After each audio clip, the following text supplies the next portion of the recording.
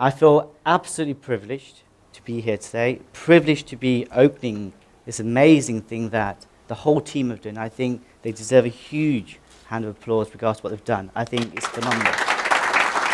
So thank you for giving me the opportunity. A quick thing about me on a personal level. I'm a marketeer. I've been doing marketing for 20 years. And they say marketing's like dog years. So in essence, I've kind of done 150 years, and my grey's coming through. And I'm kind of tired of marketing in one way. But one thing I've learned in the last 2 to 3 years is that marketing is so powerful in the digital age. And what we're actually going through is what I'm calling the sixth revolution, of how digital is actually embracing you and I with the power to talk to anybody in the world. I think that is phenomenal. And it's only happened in the last 2 to 3 years in South Africa, and only 10 years ago when Facebook and MySpace and Twitter and all that kind of stuff kicked in back in 2003. So I'm going to take you through a very quick journey about social media. I'd like to end with a very, very strong passion of mine, which is talking about Mandela and social media. I hope to tell you a story about what would his life have been like if he had access to the same tools we do today. So the key message for me is we have got power. There's a simple thing called a mobile device that we can talk to anybody. Quick quote. I do truly believe this. In today's world, social media plays a pivotal role in what we do. Pivotal role in the sense of how we connect with one another, how we connect with brands, and how brands connect with us. But more importantly, how we connect with the world.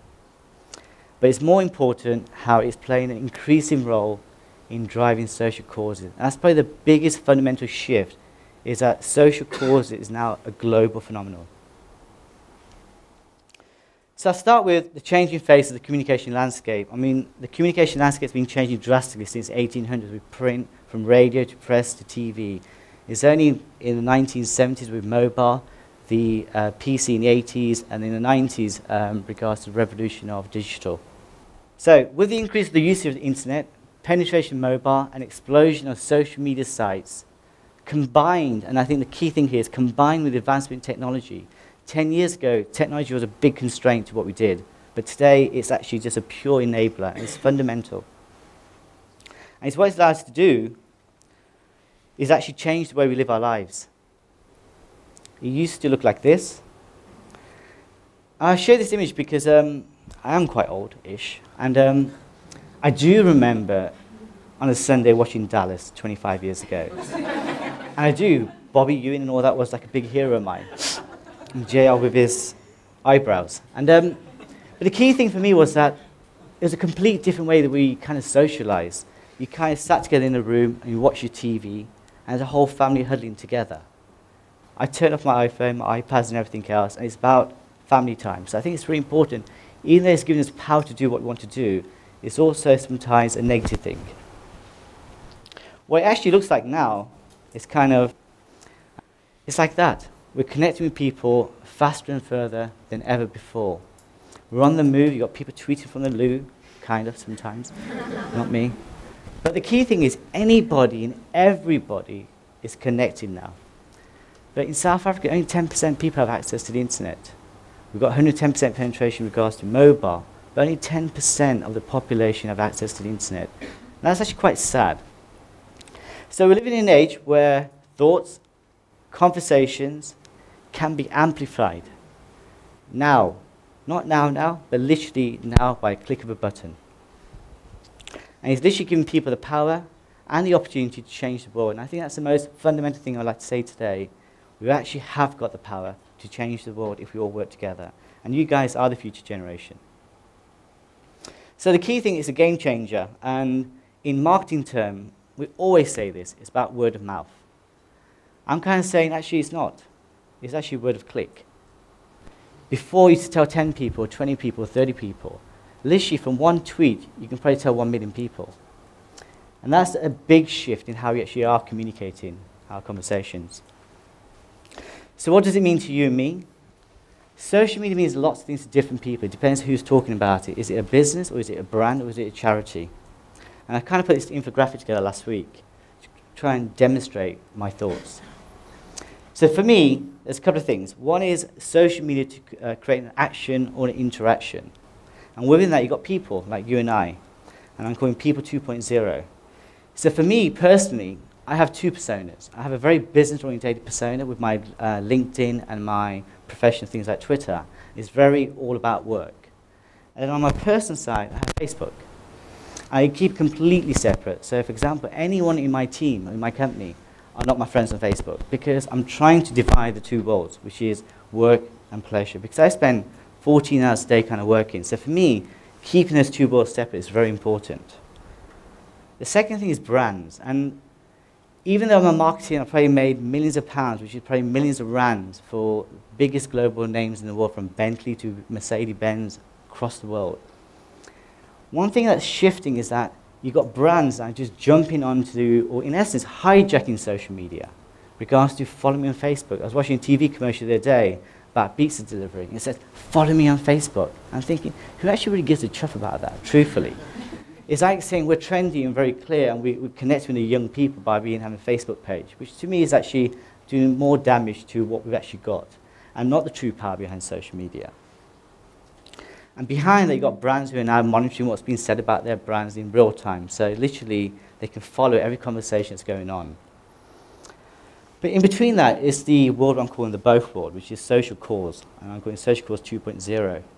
And it kind of looks like that. From activism 2.0, how people are changing, how they're actually driving rallies and demos and protesting, through to politics 2.0. Citizens 2.0, which is what Danika's talking about. The power is with us. All the way through to charities, how they are using to raise awareness and donations in what they do. So in essence, it's a changing phase of activism, politics, and revolution, which is the most important thing for me passionately. This image, I think, says 1,000 words to 1,000 people. But in truth, all these images are back from the 60s, 70s, and 80s. Regards to how people did drive politics and activism, regards to what they believed in. And it's about talking to hundreds of millions of people by just literally talking or printing posters to gather people together. I'm not saying it has changed completely, but if you look at what's happening today, what happened only 2 years ago with the Arab Springs, it kind of looks like that now. So literally, from that, there's no difference. It's all about people and galvanizing, mobilizing people. But it's how it's been done using technology and social media is phenomenal. So if you look at some of those images on the top left-hand corner, revolution tools, AK-47, machete. Now it says Twitter and Facebook. That's just phenomenal. It's just amazing the fact that these tools truly, truly have given people and citizens the power to do what they want behind a cause they truly believe in. So participation and collaboration has become an integral part of modern day living, but made simple with accessible, sociable network tools and platforms. And again, it's how Obama, if you talk about his case study from 4 years ago when he won his first election, everyone talked about how social media was probably the biggest driving force, how he connected with the young youth of America in believing hope and change. And he found two great words. One was hope and change. And he hashtagged those, and the way he pushed it out was phenomenal. The whole thing behind the uprising in Egypt, the key thing and a message I'd like to send there is that it gave people a platform to connect, collaborate, participate in changing what they believed in. It helped them mobilize the masses, galvanize people towards a common goal, and the key thing there was the amplification of their voice, not just locally within the Middle East, but globally in regards to how people followed it. Same thing in regards to London. We talked about the uprising there. The key thing there was the free BBM, which was the key thing behind it. But the most interesting thing here is at the bottom right-hand corner, even though social media was behind the cause of the riots in regards to how they galvanized, it's also used to actually clean up London, which is actually quite phenomenal, how the good and the bad part of it works. But let me get to the last bit here. People are now armed with the most powerful weapon in the world, what I'm calling hashtag social tools for causes, which takes me into my AV I'm talking about. And I'll give you a very quick background to the story. Mandela's Story is a campaign, and it wasn't a campaign. It was an idea I had about a year ago in regards to watching and following things that are happening in the Middle East and politics and how social media is being actually used, and thinking, if freedom fighters from 20, 30 years ago had access to the same tools as we do today, what would it look like? I remember driving back and forth from Frankfurt to Cape Town and thinking, I had this creative idea in my head. And I got to work one day and started as CEO of a new company. And a whole team of creators for me. I thought, great. In their spare time, they can create this story for me. So literally over 8 months, they started working on this project called Mandela Story. At that point, we didn't even have a name for the campaign. And basically, it was literally his whole life, what would it look like from the moment he was born through to the moment he started fighting for freedom. So without further ado, I'll show you this video and then do a closing remark.